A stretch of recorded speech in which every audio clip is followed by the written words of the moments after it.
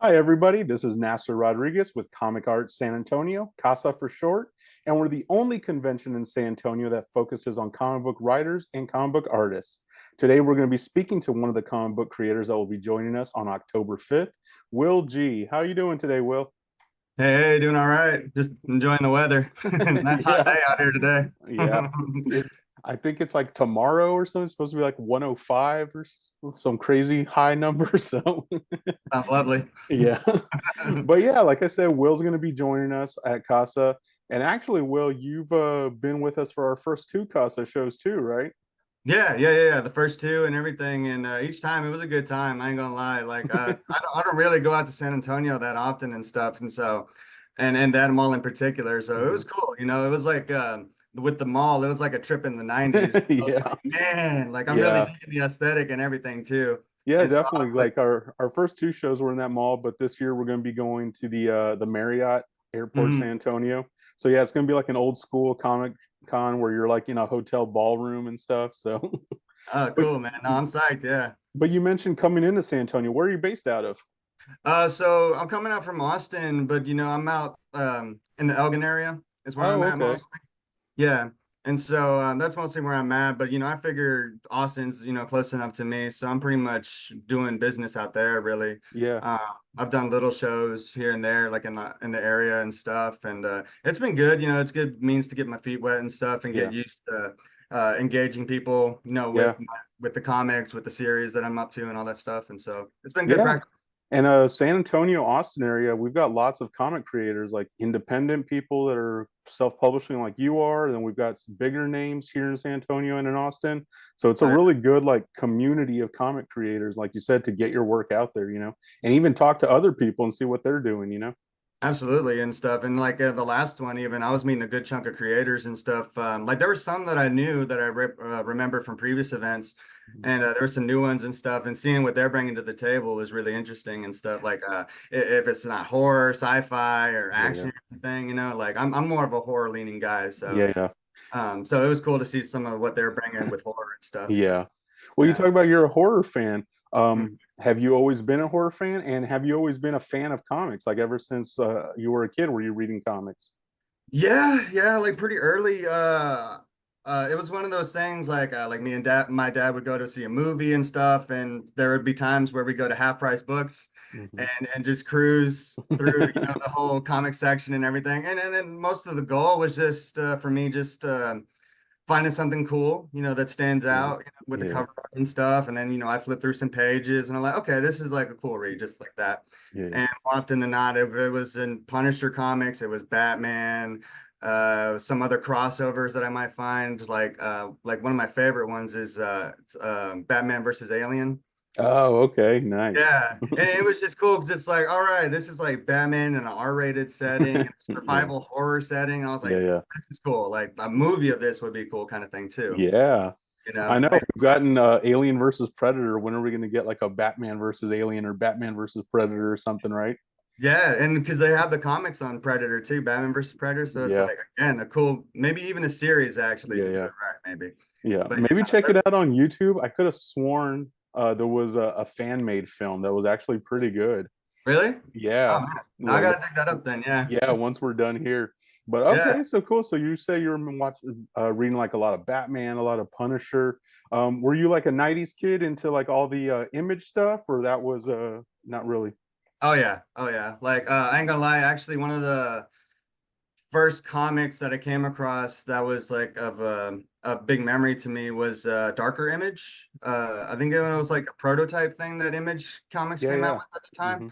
And that was always just stuck out to me because like, you're used to seeing how Marvel and DC are, and this one is like, whoa, this is like R-rated and this kind of stuff. Hmm. And not just R-rated, but kind of weird, you Yeah. know.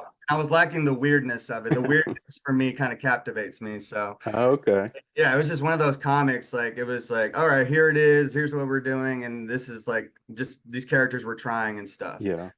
So I like that. So even as a kid, were you one of those kids that was always drawing in class, or were you someone that you knew you were making up your own stories and wanted to write stories?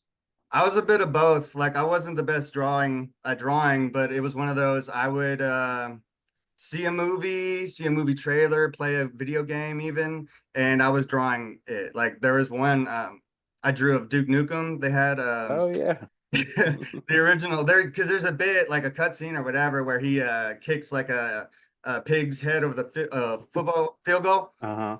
And I drew that and stuff, and so that was kind of causing concerns at school. So, but that's kind of how I was. I would draw what I saw or what like really stuck in my mind, like Yeah, yeah. even Sleepy Hollow, like the bit with the heads in the trees and stuff like Hmm. that. That stuck in my brain, and so I'm drawing that, you Yeah. know.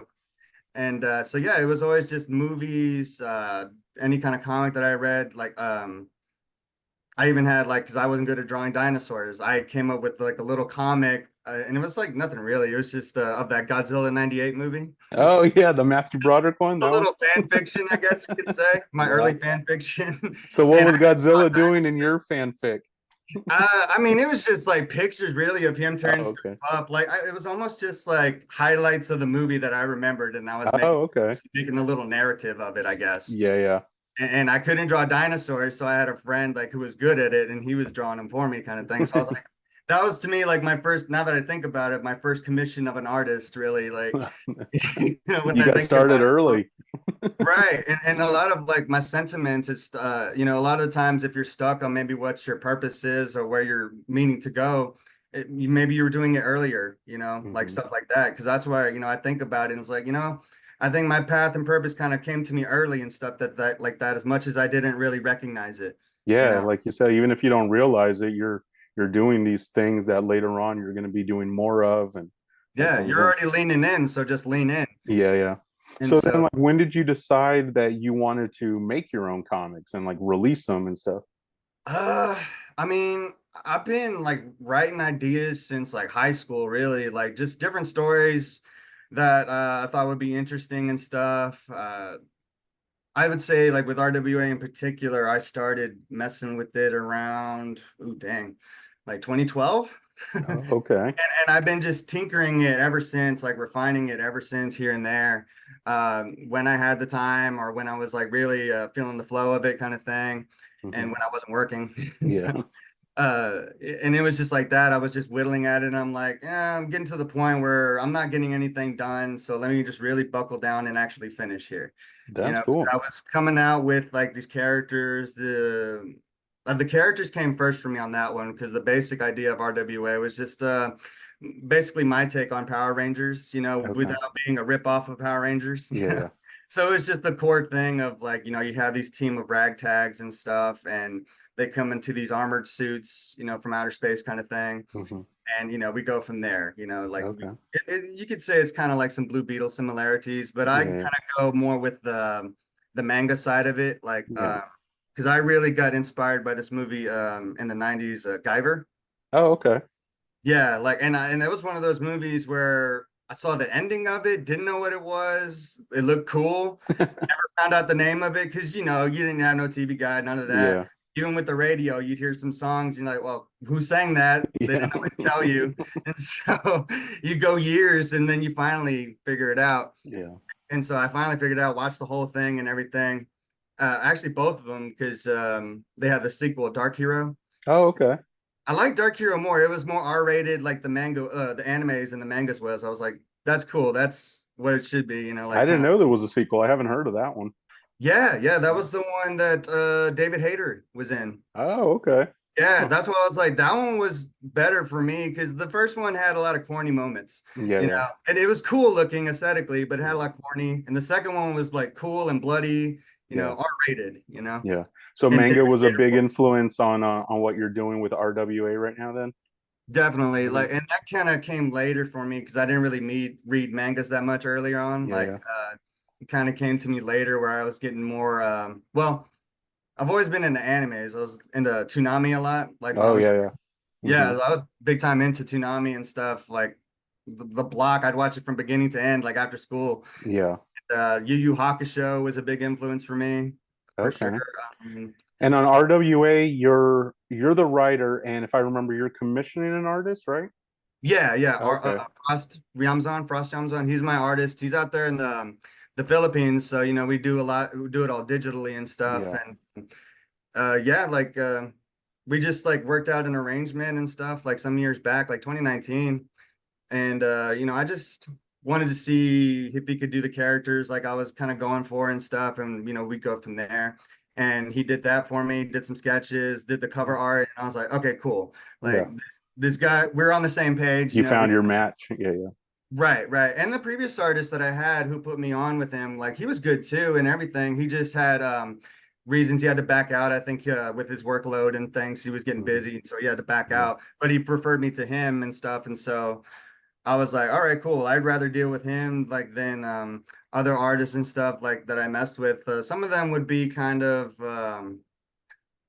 I guess you could say demanding a little bit, like because there was what I was trying to go for, but it was really high priced. Oh, okay. We weren't really clicking, stuff like Yeah. that. And so Yeah. I would say it takes trial and error sometimes, you Yeah, know. it's a collaboration, right? So you have to find somebody who you're gonna work well with and collaborate with and that kind of Right, stuff. So right. so man, so you say you came up with the idea like around 2012, and then it Hmm. wasn't until 2019 that you found the your artist.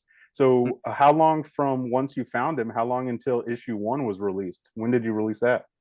I would say it was within the same year, like, because once we got the cover art, like, I was like, I had the script ready and everything. And how I write is basically, I write movie scripts because I have more of a background with that. So I was Yeah, kind of just sticking to what I know on that one. yeah, Because yeah, I know there's a comic book format and stuff and a way to write it. And this is just what's been working for me. yeah. And so I've been sticking with it. And so I would just give him the script and we just took it page by page, really. And we went through like three phases of it, like three runs Mm-hmm. to get through each issue. And yeah, it was just bit by bit, little by little. You know, I would after each phase just give him notes like of critiques, you know, like this, Yeah, that, and the yeah, third on whatever page and stuff. yeah. And we really got a good system, you know, good flow, you know, just from, you know, going back and forth with it. And yeah, it's been gravy ever since, really. Like we're on issue we completed issue 5 recently. Oh, Like that's cool. So you're doing about an issue a year you're releasing? About that? pretty much like there's times where it might take a bit long for development, like if one of us gets sick or Yeah. certain other things. Life gets in the way. Exactly. Yeah. And so you always got to leave room for things happen. And we're a small team. It's just me, the artist, and my editor Esteban, and it's just the three of us. And so I mean, we get done what we can. We try not to just get too complacent, I guess. You know, we Yeah. try to keep consistent with things. Okay, cool, And man. so yeah. That's awesome that as an independent like self-publisher, you've gotten 5 issues out, and that you've been Yeah, consistent with it. So, yeah, and it's been pretty hardcore just because it's I mean it's been out of pocket, you know, yeah. for me. It's not maybe the smartest thing, but at the same time, I look at it like, okay, it's out of pocket. It's more in our, you know, it's ours, you know, kind of thing, you Yeah. know, lock, stock, and barrel kind of thing. Yeah, I think a lot of us in comics doesn't matter if you're a creator or like me doing a show, like we do this stuff out of pocket because we like love it, right? Like Yeah, and what else are we gonna do? We feel like we have to do this stuff, right? So and that's exactly where it was at with me. It was a compulsion all this time, and it was a matter of okay, how do I put this convulsion into motion, you know, Mhm. like how do I get it done and all this kind of stuff. And so a lot of it is just you start somewhere, Yeah, of yeah. course. And you know, I had this script, and so it's once I figure out, you know, oh, it's just basically talking to people and you know, seeing, you know, putting forward what you got, and it's either yes or no kind of thing, Yeah, yeah. you know. And I actually got inspired too from this Bob Ross documentary that I watched some months back. And it was basically he would just go from TV station to TV station to just ask, you know, if he Oh could put wow. his show on and stuff. And I'm like, that's it. Just go Yeah. around and just ask. You know, Hmm. like don't be afraid of rejection. It's the easiest thing to be afraid of because it can be so painful Yeah, sometimes. yeah.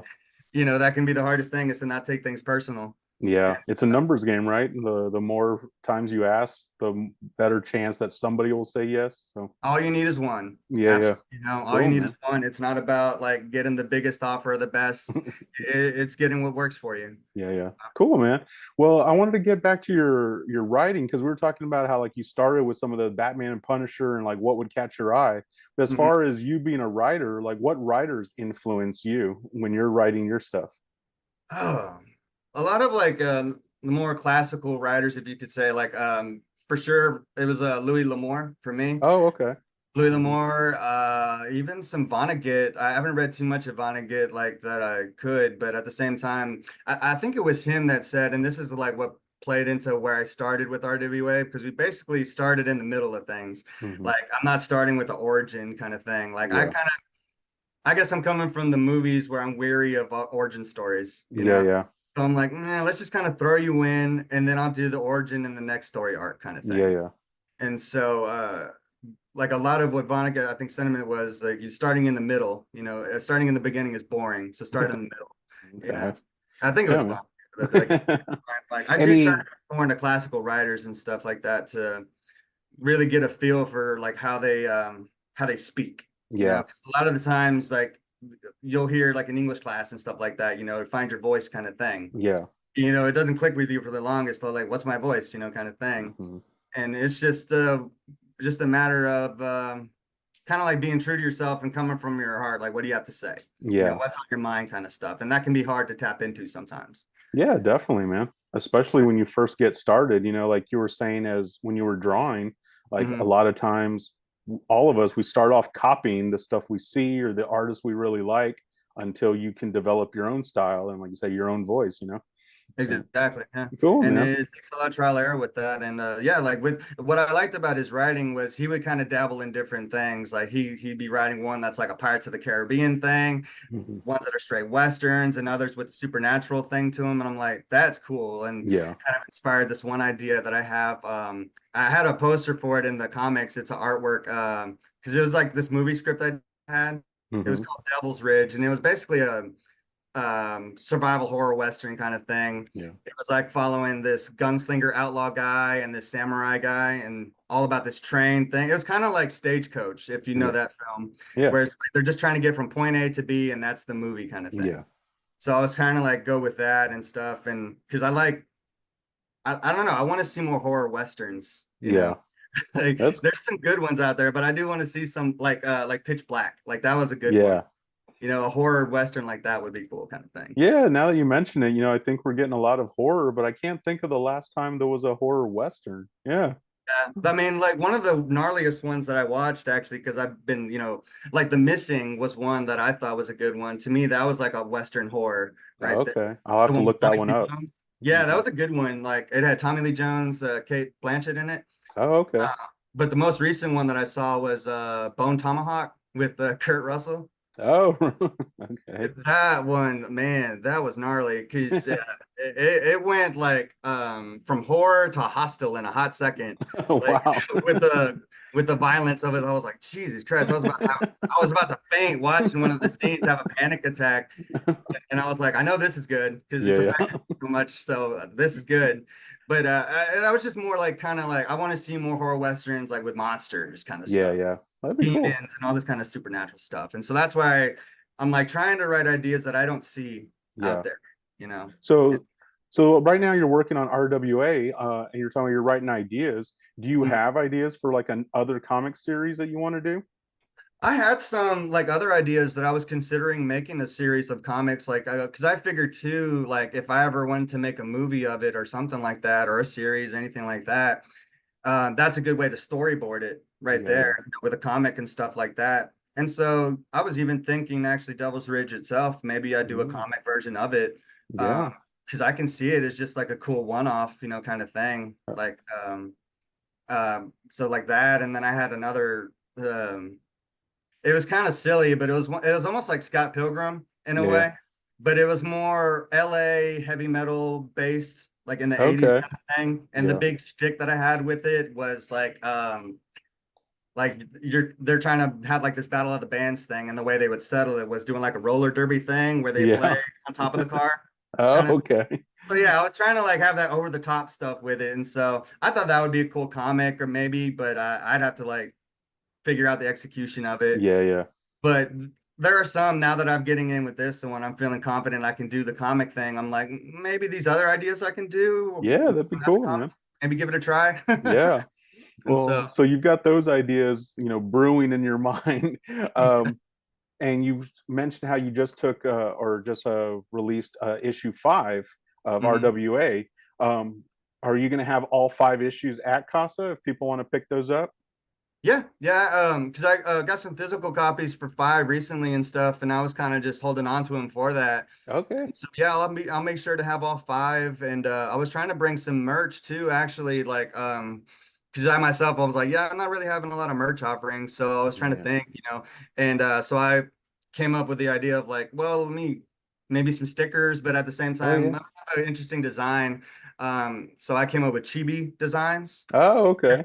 Yeah. I don't know if I could show them on here or whatever, if I can put them on here, but like I just like came up with cute versions of all the characters and stuff. And I thought Yeah. they're right there. That'd be some cool stickers, for people to like, have Yeah. like on their mugs or whatever. Like my Yeah. few, I gave him some stickers. He's got it on his little Yeti jug and everything. Yeah. And so yeah, I tried for some stickers, some other merch, because I was trying t-shirts and stuff, Hmm. but I think mostly that's going to be on the internet for me. Okay. Because getting like all that physically would be kind of Yeah. costly because I had basically too many designs. Yeah. I No because I have problem. one for each character kind of thing. Yeah. And No there's problem, that, man. and then having the range of sizes that you would need. Yeah, yeah, that's true. But Yeah. well, So definitely we want people picking up your book, so that's cool that you'll have all 5 issues there for people to take a look at.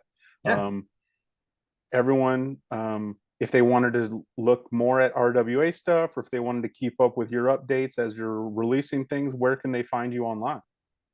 Well, at this time, like you can find me on Instagram, Facebook. I have pages set up for that. Mostly where I've been posting artwork and updates and all that. Yeah. If not for the issues that we're up to, it's basically the next artwork we're putting out. Because I've been trying to put like a promo set for each character of different like artwork to like give them different moods and expressions kind of thing, Yeah. just so I can like really get like a feel for the characters, but then also have some new t-shirt designs or Yeah. whatever. And so yeah, I've been mostly on those. I had a website that we have to get back up. Hmm. It was reactiveweaponizedarmor.com. we just Okay. we got hacked, and so we had to like Uh, go through some stuff, so that was a setback. And I uh, think what we're at was we were trying to get past Google or something like that, because okay. I think when your site gets hacked, you get flagged or something like that. Oh, okay. Yeah, so you got to like go through some stuff to get that sorted out. And so Okay. we have it, but that's where we're at with it right currently. So Uh, hopefully by the time we get there, we'll have that straightened out. I don't know if you mentioned it, but what's the your username on Instagram so people can find you? Oh, it's at r.w.armor. Okay. That's where you Cool. can find it And then there. once the And website's back up, I'm sure you'll have a link to the website there in your bio. the website, yeah, it should be reactiveweaponizedarmor.com. Okay. That's what we went for with the last one. I think we'll keep it the same unless we come up with something clever. But with the last one, we posted it on the Instagram and the Facebook. So once Okay. we have that sorted out, it'll be updated and everything. Okay, cool, man. Yeah. Well, thank you so much, Will, for joining us. Everybody, definitely come out to C.A.S.A on October 5th. Check out Will and his comic, RWA, Reactive Weaponized Armor. It's really cool. Like you said, if you like Power Rangers, if you like gnarly battles with technology and armor and stuff, it's definitely something that I could see one day. Hopefully, you can get action figures and stuff made of it, Will. Don't So, threaten me with a good time on that one, because that I always wanted to do figurines of it. I was like, oh, that would be cool to get yeah, like I could definitely see that, man, especially with accessories and put their armor on the figure and stuff. yeah. And No, then, I need to have whole battle sets now. You'd have yeah, to like yeah, the whole set till you can have yeah. it all. But definitely October 5th at the Marriott San Antonio. Definitely come out and see Will and all the other awesome comic creators we're going to have there. And thank you so much for joining me today, Will. Oh, thank you. Thank you for having me and everything. All right. Have a good one, man. All right, yes, sir.